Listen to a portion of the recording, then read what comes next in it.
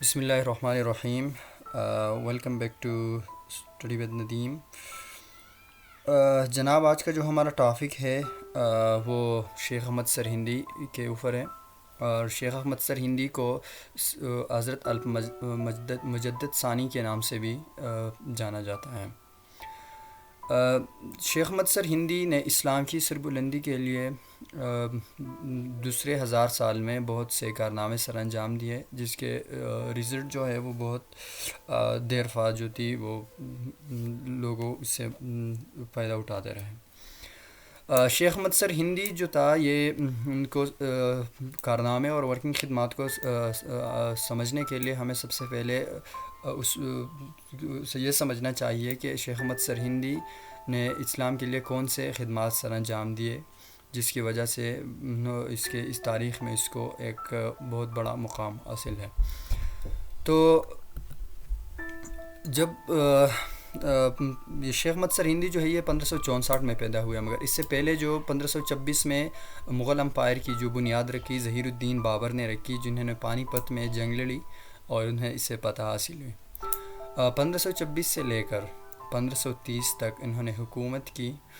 اور اس کے اگر ہم 1564 سے لے کر شیخ احمد سرہندی کی ولادت سے لے کر ڈیتھ تک انہیں دو گورنمنٹس آتے ہیں. اس میں ایک اکبر کا آتا ہے اور ایک جہانگیر کا. جب ظہیر الدین بابر نے بنیاد رکھی تو اس کے بعد 1526 میں 1542 میں اس کا بیٹا اکبر جو ہے یہ فیدا ہوا. اور اس کے بعد 1556 میں انہوں نے ایک جنگ لڑی پانی پت کے مقام پہ، جو ہندوستان میں ایک جگہ ہے، اس مقام پہ انہوں نے جنگ لڑی اور اس میں انہیں فتح حاصل ہوئے. اس سے پہلے جو مغل امپائر کی جو حکومت تھی وہ بہت خطرے میں لگ رہی تھی، لیکن جب 1556 میں اکبر نے یہ جنگ جیتی پانی پت کے مقام پہ، تو مغل امپائر کی جو حکومت تھی انہوں نے اپنی جھنڈے گاڑ دیے ہندوستان کی سرزمین پہ. اور 1556 سے لے کر 1605 تک انہوں نے حکومت کی. اس کے بعد جہانگیر آیا جو ظہیر الدین بابر کا دوسرا بیٹا، تو انہوں نے 1605 سے لے کر 1627 تک حکومت کی. اب ہم ان تین مغل امپائر ظہیر الدین بابر اور اکبر اور جہانگیر، ان کی تین گورنمنٹس کو ہم ڈیٹیل کے ساتھ پڑھیں گے. اور اس پہ بعد ہم خدمات پڑھیں گے کہ شیخ احمد سرہندی کی کیا خدمات تھے اور اس کے نتائج کیا حاصل ہوئے. ظہیر الدین بابر جو تھے انہوں نے یہ مغل امپائر تھے جنہوں نے بنیاد رکھی مغل امپائر کی، جو 1857 تک بہادر شاہ ظفر جو اس کا آخری حکمران تھا، اس وقت تک ان کی حکومت جو تھی وہ مغل امپائر کی قائم رہی. اسے ہم نے پہلی بات کی کہ انہوں نے پانی پت کے جنگ جیتا، اور یہ تو ہم نے پڑھا. اکبر جو تھا انہوں نے 1542 کو یہ پیدا ہوئے. 1556 میں انہوں نے پہلی جنگ لڑی اور 1605 تک جو تھے اکبر کی جو حکومت چلی ہندوستان پہ. تو انہوں نے سب سے پہلے اکبر جو تھا انہوں نے دینی اسلام کو ہندوازم میں ضم کرنا چاہتا تھا. انہوں نے سب سے پہلے ہندو لڑکیوں کو اجازت دی کہ وہ مسلمان لڑکیوں کی اجازت دی کہ وہ ہندو لڑکیوں سے شادی کرے. گائے ذبح کرنے پر پابندی لگائی، اور مجوسی کو اجازت دی وہ دربار میں آگ کی پوجا کرنے لگے اور خود ہندو لڑکیوں سے شادی کرنے لگے. اور ایسے بہت سے وجوہات جو تھی انہوں نے دینی اسلام کے اگینسٹ شروع کی تھی. تو اس کی وجہ سے ہوا یہ کہ اس کی وجہ سے اسلام کی جو آئیڈیالوجی تھی، سویلائزیشن تھی، وہ ڈسٹرکشن کی طرف چلی گئی. تو اس کے بعد جو دوسرا حکومت جو تھا وہ جہانگیر کا تھا، جو ظہیر الدین بابر کا دوسرا بیٹا تھا، جو اکبر کے وفات کے بعد 1605 سے لے کر 1627 تک انہوں نے حکومت کی. اس کو ہم اس لیے ڈیٹیل کے ساتھ پڑھیں گے کیونکہ حضرت المجد ثانی جو ہے وہ ہمارا ٹاپک ہے. تو 1564 لے کر 1627 تک انہوں کی حکومت رہی. اس کے بعد جب شیخ احمد سرہندی کے بارے میں ہم تھوڑا ڈیٹیل پڑھیں گے کہ وہ کون تھا، اس کا نام بائیوگرافی تھوڑا پڑھ لیتے ہیں. شیخ احمد سرہندی جو ہے یہ 26 جون 1564 کو سرہند ڈسٹرکٹ امبالہ کے ایک ضلع میں پیدا ہوئے. اور اس کی جو کاسٹ جو ہے، اس کے شجرہ نسب جو ہے وہ حضرت عمر فاروق رضی اللہ تعالیٰ عنہ سے ملتی ہے. اس کے والد کا نام مختوم اکبر وحید تھا. پرائمری ایجوکیشن جو تھی انہوں نے اپنی ماں اور ہندی جو اساتذہ تھے انہوں نے حاصل کی، اور یہ ان کی شادی جو ہے وہ شیخ سلطان کی بیٹی سے ہوئی، اور اس کی ڈیتھ جو ہے وہ 1624 کو ہوئی، اور اس کی عمر جو تھی تقریباً وہ 63 سال کی زندگی انہوں نے پائی، اور 17 سال کی عمر میں انہوں نے ساری تعلیم حاصل کی، اور اس کا جہانگیر کا ایک کے ساتھ ایک پرائم منسٹر تھا نظام الملک، یہ حضرت المجد ثانی سے بہت باخبر تھا اور ان کو اچھی طرح سے جانتا تھا۔ ان کی ورکنگ جو ہے وہ احیائی مذہب انہوں نے جب اکبر نے سٹارٹ کی تھی، احیائی مذہب میں یہ ہوتا تھا کہ جو مسجد جو تھے وہ مندروں کو تبدیل کرنے لگے، اسلام کی جو کلچر تھی وہ کو شرنک کیا گیا، اور ہندو کلچر جو تھی اس کو وہ بہت تیزی کے ساتھ وہ پھیلنے لگا ہندوستان کی سرزمین پہ، اور مسلمانوں کی جو آئیڈیالوجی اور جو سویلائزیشن تھی وہ خطرے میں پڑ گئی۔ نگر آباد میں بہت مسلمانوں کی قتل و غارت کی گئی، اس کی وجہ سے شیخ احمد سرہندی اس احیائی مذہب کے خلاف انہوں نے ایک کمپین سٹارٹ کیا تھا۔ دوسرا جو خدمات تھی وہ دینی الہی کا تھا۔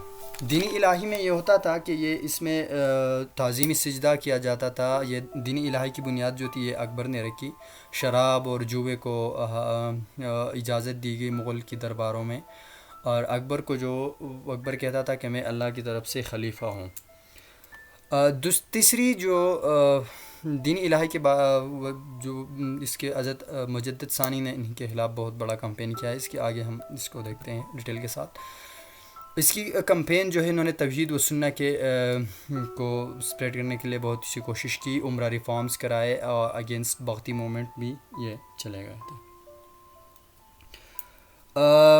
یہاں پہ دیکھا جائے دینی الہی کے اس وقت یہ ہوا کہ جب جہانگیر لوگ کہنے لگے جہانگیر سے، جب جہانگیر کا دور حکومت تھا اکبر کے وفات کرنے کے بعد، تو لوگ کہنے لگے کہ ایک بندہ ہے جو کہ آپ کی حکومت کو گرانا چاہتے ہیں، تو انہوں نے اس کو انوائٹ کیا۔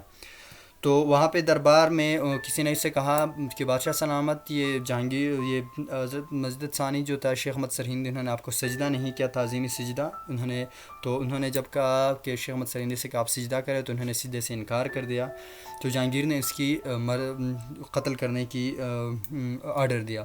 تو اس وقت اس کا جو پرائم منسٹر تھا نظام الملک، انہوں نے کہا کہ سر اگر آپ اس کو بچا سلامت اگر آپ اس کو قتل کر دیں گے تو اس کی ہماری حکومت شام سے پہلے بھی ختم ہو سکتی ہے، اور تو انہوں نے اس کی نظام الملک کی بات مان لی اور اس کو جیل بھیج دیا گیا۔ کہا جاتا ہے کہ پیر اس وقت انہوں نے خواب میں دیکھا کہ حضرت صلی اللہ علیہ وسلم نے کہا کہ ایک بندہ ہے جو کہ میری دین کی سربلندی کے لیے کام کرتا ہے، آپ نے اس کو بھی قید کر دیا۔ تو جہانگیر سے وہ جا کر اسے معافی مانگ لی، اور یہ بھی ہے کہ اس کے مریدین جو تھے شیخ احمد سرہندی کے، اس میں گورنر آف پشاور تھا جنہوں نے محبت خان مسجد کی بنیاد رکھی، خانی خانم تھا جو کہ بنگال کا گورنر تھا، اور خانی اعظم تھا، یہ اس کے فالوور تھے شیخ احمد سرہندی کے۔